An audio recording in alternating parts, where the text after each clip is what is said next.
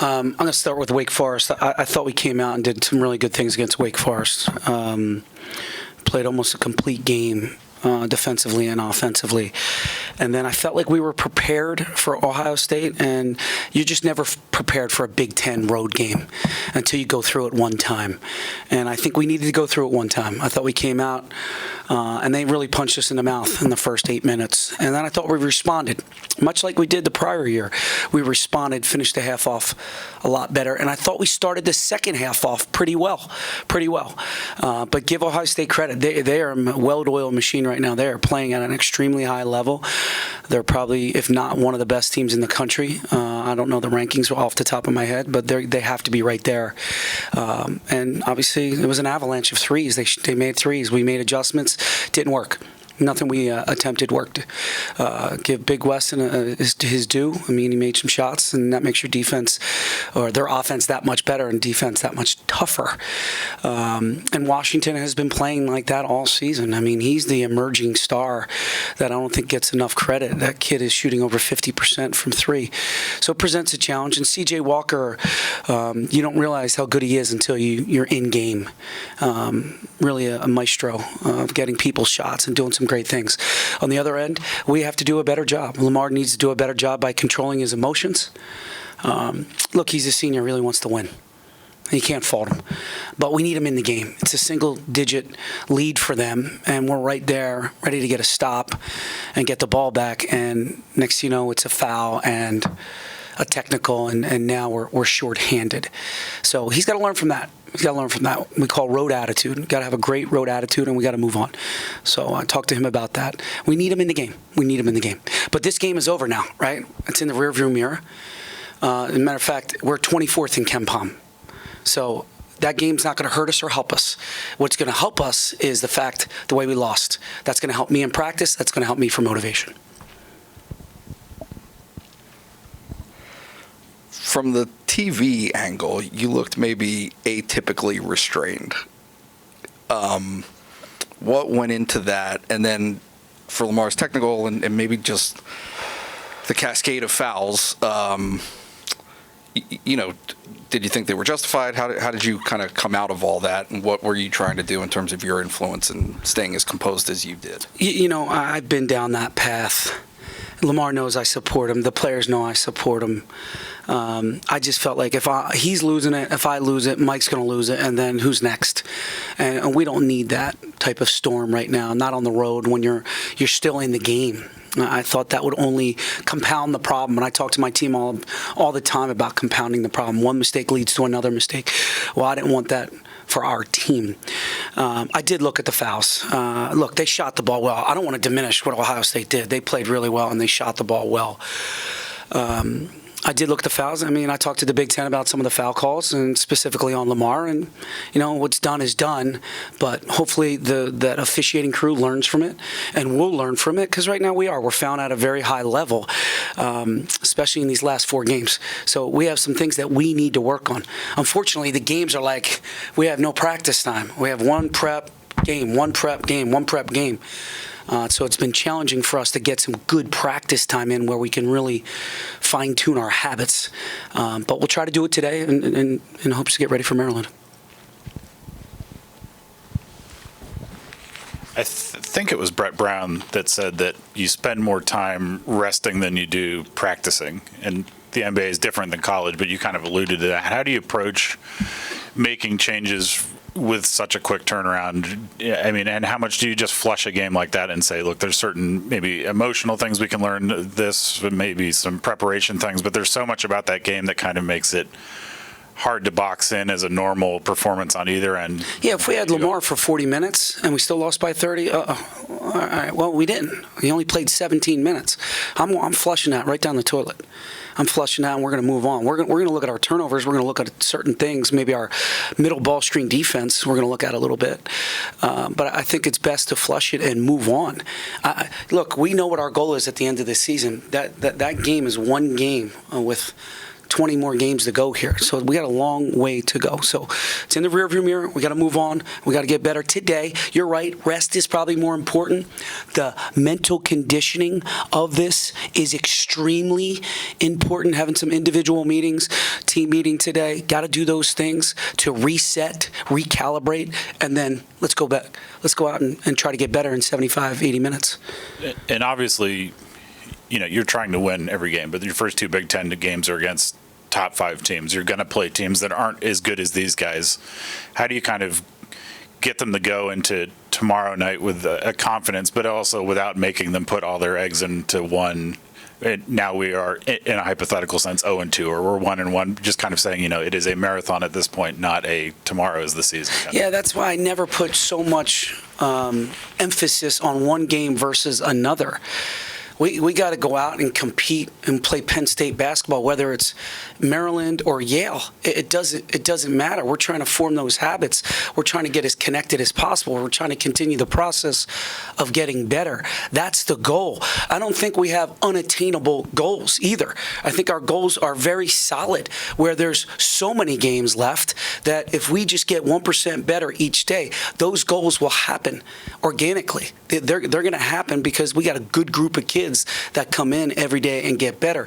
Whether we win tomorrow or not, we got to get up the next day and get, work on ourselves, and then eventually get ready for Alabama, which is another big challenge for us. Mike, probably the first time all season I can remember where he didn't, I don't know if it was not necessarily look engaged, but just wasn't having the impact that we've become accustomed to seeing Mike have this season. Did you speak with him after the game and go over? I spoke with him during the game, before the game, media timeout, halftime, just try to get him going, And look, it's day to day. It's day to day. But I think he's been really consistent this season for the most part. So, he stubbed his toe a little bit on Saturday. I have a strong feeling he's going to come out and practice real hard and play great tomorrow night. Was part of that just going up against a really good front line in Ohio State? Because, I think we've been up against some good front lines already. I don't know if that's the case. We're on the road. You never know. But the mental conditioning of all of this is so important. Where our mindset is and approach is critical to our success. So Mike needs to dial in from walkthrough on. How has Brockington been a spark for you guys off the bench? Yeah, and he was a little rusty early, a little rusty in New York, but man, he has come really back strongly, especially in Wake Forest. I thought he was terrific there, and he was dynamite on Saturday. He was fearless out there. I think Ohio State is one of the faster teams in the country, not just our league. I think we're really fast too. So you can imagine how fast that game can be. But I thought he looked really comfortable out there in that setting. So he's that sixth man that we, desperately need to bring us some fire and energy off the bench, because he's defending well and he's getting to his spots where he's scoring the basketballs. And he was 2 for 4 from 3. So he's getting a little bit more confidence behind that line. Back to Mike, there was a moment in the second half, probably 3 or 4 possessions in a row. It seemed like, I think he had a rebound and a blocker. He emerged. It was like he activated all of a sudden. Mm-hmm. How do you talk a guy? I mean, can you talk a guy into a moment like that? Do you just does it have to happen on its own? How do you get that? It's just got to happen. We've been with Mike for 5 years. We kind of know, when to push, when to hold back, and when it's not going to work at all. So that's why I always say to you guys, he's playing great. He's playing the most consistent season he's ever had, but it's day to day. And how much do you think MJ learned from the experience of, he had played minutes last year, but maybe not that many, maybe not against a team like that, and then he goes, welcome to the Big Ten. How much of that is what he experienced? Ben, it's a really strong point. And MJ and I talked immediately following the game, and I just said, what did you learn? And he, it's different. He only played 8.5, 9 minutes last year in the Big Ten. I mean, that was really his first Big Ten road challenge. And, I think he's going to learn from it. I think he's going to grow from it. I think he's going to get better from it. And then he's going to understand if they're playing that aggressive versus him defensively on how to attack it. I thought he was on his heels a little bit for most of the game until the second half where I thought the speed slowed down for him, where it was still, 9, 11 in that range. So he'll learn from that. He'll get better. He's a terrific kid. Maybe in the same vein, was there some value for Seth in that experience? Yeah, anytime I can get Seth Lundy critical minutes like that, it's only going to improve our team. Now, Lamar's been getting in foul trouble, and Lamar's got to work on that, being in stances, having the best habits possible. Okay, so Lamar's over here. But to be able to give Seth those minutes, look, I don't want to ever lose like that, but to give Seth those reps, it's important for us and how good we can be going into January and February and March when you really need them during those dog days. How do you balance the intensity that you want on defense from these guys with what you're saying, which is Lamar doesn't have to contest every layup or every sort of thing like that? How do you get them to go between the lines? So I want to be clear what I said. He's got to be in stances. He can wall up. We don't need the steal. We just need a chest and a wall up and a show of hands. I think that's what Ohio State did a nice job of, where, we're a great team. We steal the ball. There's no doubt. Jamari's great at that. And Josh Reeves was always good at that. We have guys on this team that steal the ball. I would rather take 3 or 4 less steals and play solid defense for 22 seconds and not put them on the free throw line. Free throw line is hurting us. They shot 19 free throws in the first half. If you cut that in half, what do we got? A 2-point game? Yeah, maybe, right? So we got to work on some things. And again, playing in the Big Ten is totally different than playing in New York and playing on the road somewhere else. It's totally different. Officials, game, fan experience, everything. It's the Big Ten. It's the best league for a reason. Hey, Coach. This point in the season, have you noticed Lamar taking anything in, kind of finding joy in his last go around here?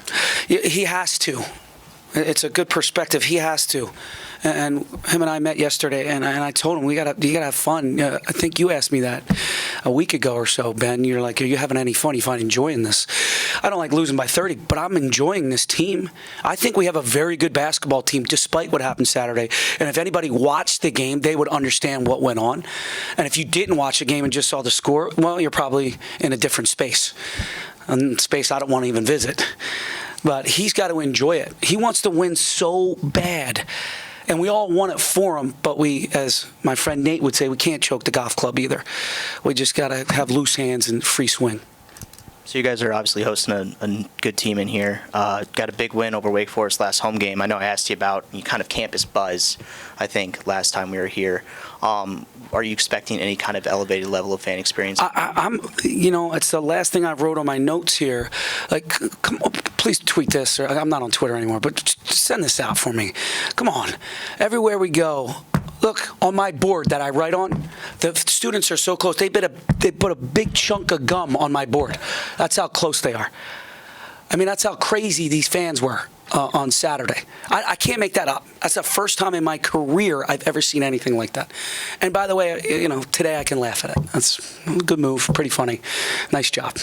But we need a home court advantage Tuesday. Come on, 7 o'clock. There's not much going on. Is there anything going on? Come on out. I'm sure PJ's got free food, free everything, T-shirts, TV guy's going to be here. Come on. Lamar Stevens has only got 14 home games left. Mike Watkins only got 14 home games left. If you don't come and see Lamar Stevens and Mike Watkins before they leave and graduate, well, you're not doing yourself any favors. Best players in Penn State history. Easily in Penn State history. So please come out. Nate? I kind of hate to ask this question, but I'm going to anyway. There's It's not going to be about the refs, is it? It is. Well, specifically, it's going to be about Lamar and building the benefit of the doubt as your career progresses. Do you believe in that, I guess, for a job that is as subjective as it is? Is that a thing? Being able to, as your career progresses, earning respect, earning the benefit of the doubt, and calls being different for different players first. It's our first Big Ten game, so I would have to gauge it over the next, all the Big Ten games. Look, he's been to the free throw line 47 times. That's the next closest guy is 28. So I would, just based on that statistic alone, I might say so far he has in that game. Maybe not. But he's got to continue to earn it, and he's got to continue to have a road attitude. It's definitely gotten better since his freshman year till now. Let's just put it that way. But he can't complain every call. I can't complain every call. I can't officiate. I'm a bad official. Much better coach. So I'm going to coach the game and let those guys officiate. Has the way that he deals with situations like that, has that evolved at all through the course of his career? Yeah, I think he's gotten better. But it's a work in progress. Again, it goes back to how badly he wants this, how badly he wants to win and leave and do something special here that we haven't seen. So when you want something that bad, that love that you have for this program and this university, you're going to boil over every now and then. I have. Any other questions for Coach Chambers? See you tomorrow night, guys. Thanks, everybody.